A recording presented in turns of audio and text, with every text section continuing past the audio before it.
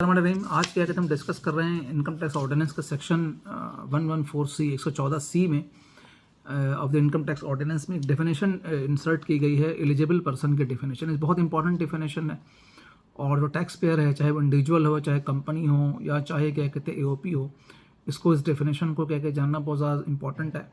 और स्टूडेंट से भी क्या कहते हैं जो टैक्सेशन के स्टूडेंट्स हैं उनसे ये क्वेश्चन इस दफ़ा एग्जाम में पूछा जा सकता है। तो एक डेफिनेशन इंसर्ट की गई है 114C में 114C sub section 5 clause B में। उसमें बताया गया कि कौन सा पर्सन होगा कि जो कि एलिजिबल पर्सन होगा। तो ऐसा आदमी, ऐसा पर्सन जो कि जिसने लास्ट प्रीसीडिंग ईयर के अंदर टैक्स रिटर्न फाइल किया है, चाहे वो क्या कहते हैं इंडिविजुअल है या क्या कहते हैं AOP है या कंपनी है।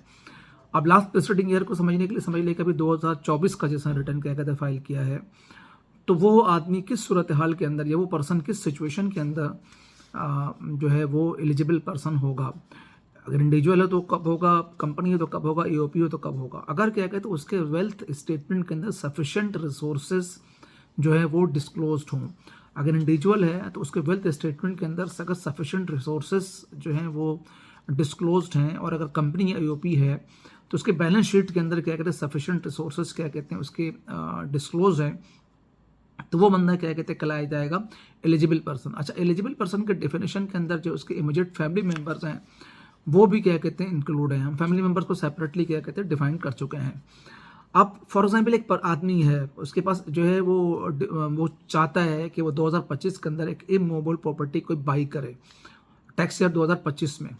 तो वो उस सूरत में क्या कहते हैं एलिजिबल पर्सन क्या कहते होगा अगर उसने 2024 का टैक्स रिटर्न क्या कहते हैं फाइल किया है और उसके पास सफिशेंट रिसोर्सेज हों।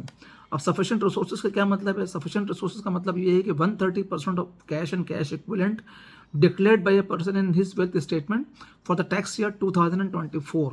तो अगर उसने टैक्स रिटर्न्स के अंदर 2024 में जो है वो 130% जो कैश और कैश इक्विवेलेंट क्या कहते हैं किया हुआ है, तो क्या कहते हैं वो कहलाएगा एलिजिबल पर्सन। अगर क्या कहते हैं उससे कम है तो एलिजिबल पर्सन नहीं होगा। अब सफिशिएंट रिसोर्स 130% को क्या कहते हैं हम यहाँ पे थोड़ा सा एक्सप्लेन कर देते हैं कि लोग एक क्वेश्चन करते हैं कि जी 130% से क्या मुराद है।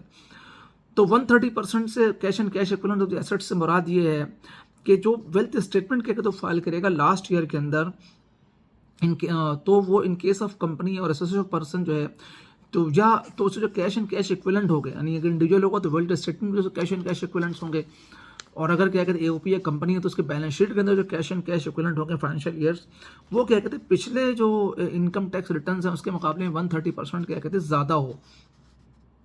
तो अगर क्या कहते हैं 130% वो होगा तो रिसोर्स तो वो एलिजिबल पर्सन कहलाएगा। और अगर वो एलिजिबल होगा तो क्या कहते हैं वो कोई प्रॉपर्टी क्या कहते हैं बाई कर सकेगा। अगर उसने अगर रिटर्न फाइल किया भी है लेकिन अगर क्या कहते हैं उसके पास सफिशिएंट रिसोर्स नहीं है या वो एलिजिबल पर्सन नहीं है तो वो क्या कहते हैं इमूवेबल प्रॉपर्टी क्या कहते हैं नहीं परचेज कर सकेगा।